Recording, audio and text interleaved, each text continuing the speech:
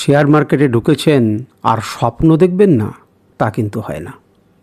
আপনি রোজ স্বপ্ন দেখবেন, জেগে জেগে স্বপ্ন দেখবেন, আয়নার সামনে দাঁড়িয়ে স্বপ্ন দেখবেন, সকালে উঠে স্বপ্ন দেখবেন, ঘুমোতে যাওয়ার আগে স্বপ্ন দেখবেন, গাড়ি চালাতে চালাতে স্বপ্ন দেখবেন, আপনি খেতে খেতে স্বপ্ন দেখবেন, সব কিছুতে স্বপ্ন দেখবেন। আপনি ভাববেন যে আপনি বড় মানুষ হয়েছেন, আপনি প্রত্যেকটা ট্রেডে আপনি লাভ করছেন, আপনি ভাববেন যে আপনি জিতছেন, আপনি প্রফিট ইনকাম করতে পারছেন, আপনি প্রচুর অর্থ ইনকাম করতে পেরেছেন। এটা কিন্তু রোজ রোজ ভাববেন, আপনি স্বপ্ন দেখবেন। স্বপ্ন না দেখলে আপনি সেই স্বপ্নকে তাড়া করতে পারবেন না। আপনাকে তাড়া করে জিততে হবে।